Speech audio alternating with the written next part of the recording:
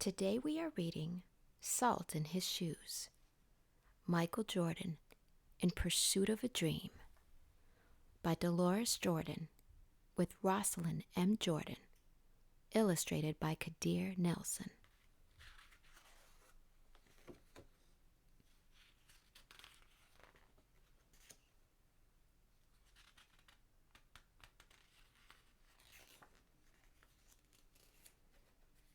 Michel loved to play basketball. Every Saturday, he followed his older brothers Larry and Ronnie to the park, hoping that they would let him play, and if one of the guys who usually played with them didn't show, they always did. But there was one problem. His name was Mark. He was the tallest boy in the court. "What's the matter, Mikey?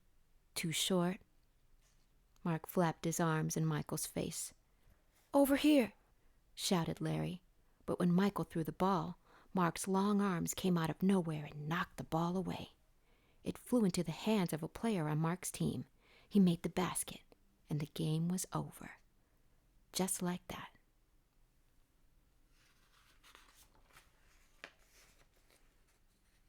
"I'm really sorry, guys. If I were taller, that wouldn't have happened." All the way home, Michel apologized, even though no one was mad at him. His oldest brother, Ronnie, tried to cheer him up. "Look, little brother, you played good today.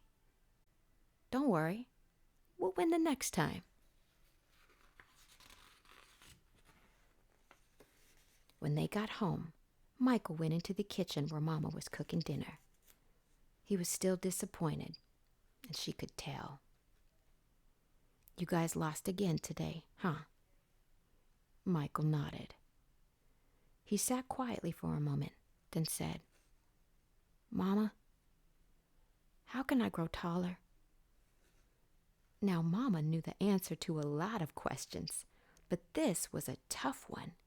She thought for a moment as she sprinkled salt and pepper on the chicken she was making for dinner. Then she smiled, looked at Michel and said, "Salt." "Salt?" Michel looked at his mama. "Salt in your shoes. We'll put salt in your shoes and say a prayer every night. Before you know it, you'll be taller," she replied. "Salt in my shoes," Michel said quietly to himself. Surely Mama was teasing. He sat staring out of the window, trying to figure out how salt was going to help him grow. He noticed the rose bushes outside in Mama's garden. They had grown high along the fence, and roses of all colors were blooming on the vines. He thought to himself, "I remember when Mama first planted these bushes." Michel's face lit up. If Mama knows how to make those rose bushes grow taller, then maybe she's right. Maybe salt in my shoes really will help me grow.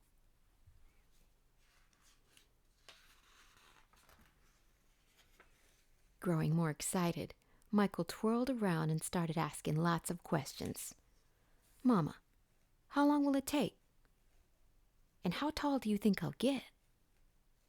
Smiling, Mama sat down next to him and explained, "In order for this to work, the most important things you have to do are be patient and listen to what I tell you, and say your prayers every night."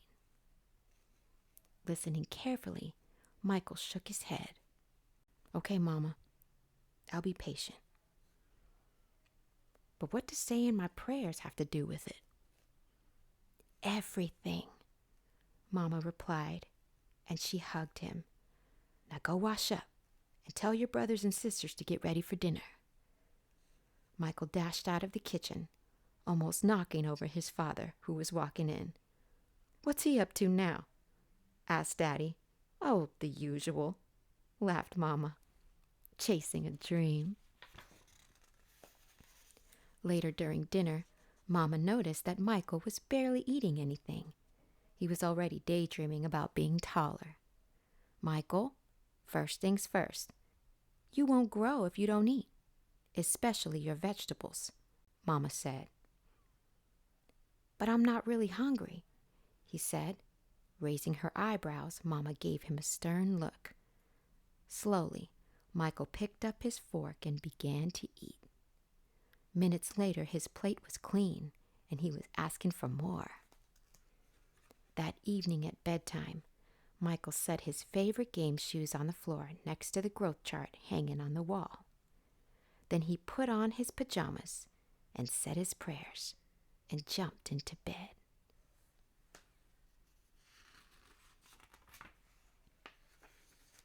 When Mama came in, Michael was fast asleep.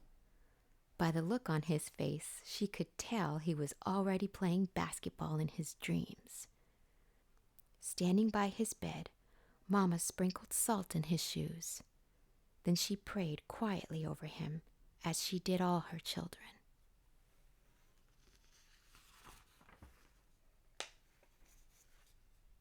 Dear God, please help Michael to be the best he can be and to give his best in all he does. And Lord, could you please make him just a little bit taller tomorrow than he is today? Thank you. Amen. After that night, Michael wore his favorite game shoes everywhere he went, even to church. And he stopped going to the park with his brothers on Saturdays. Instead, he stayed home and practiced. He wanted to grow a few more inches before he went back to the park. After 2 months of practicing and waiting patiently and praying, Michael stood next to the growth chart on his wall. Nothing. He hadn't grown an inch. He was disappointed, but he did not stop believing.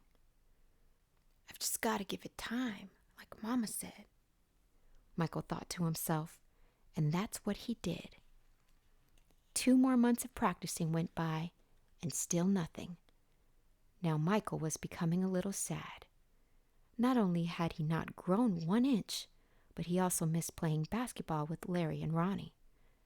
About the only thing he didn't miss was being picked on by Mark. When the Saturday came, his brothers tried to get Michael to go with them to the park, but he wouldn't budge. Mama began to worry. When she saw Michael sitting alone on the steps, she said to Daddy, "Maybe you should go out and talk to him."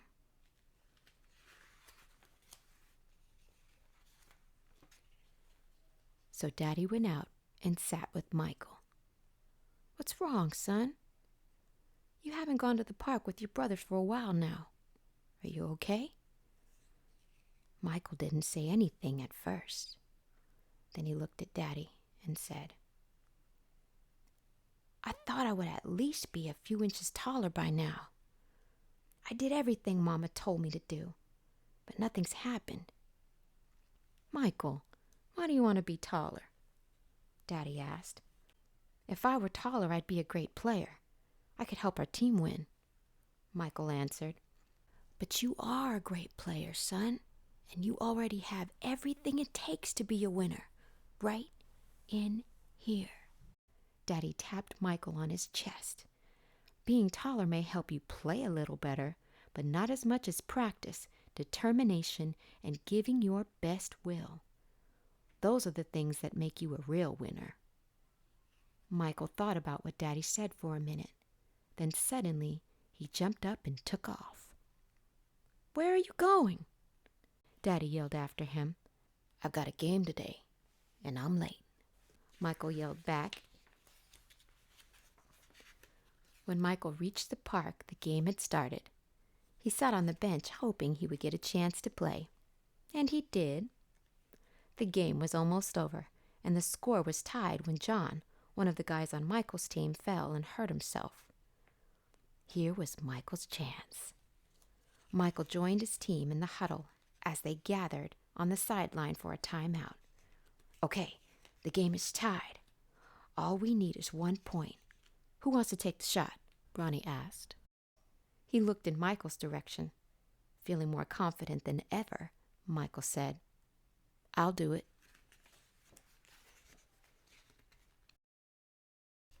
When the whistle blew and the game began again, Mark began to pick on Michael as usual. Still trying to play with the big boys, huh? Mark taunted. But Michael paid him no attention.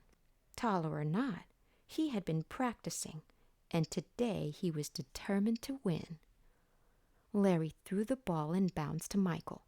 Michael caught it, bounced it for a moment, and then took off running. As he approached Mark, Michael shifted to his right. Mark followed, but while he was still shifting, Michael spun to his left. He stepped behind Mark and shot. The ball arced far above his opponent's hands and fell silently through the hoop. 2 points! The game was over. Michael's team had won.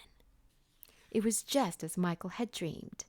When he realized what he had done, Michael took off running and didn't stop until he had reached home. Bursting through the door, he shouted, "I did it, Daddy! I did it! I shot right over the tall guy's head and we won the game!"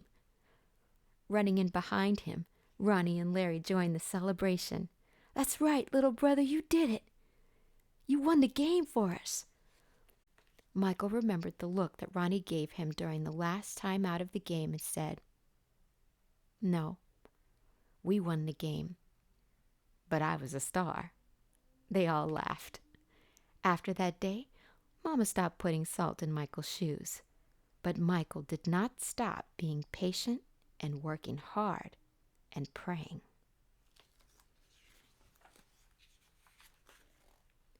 So that must be what made Michael grow to be a 6 foot, 6 inch tall basketball superstar.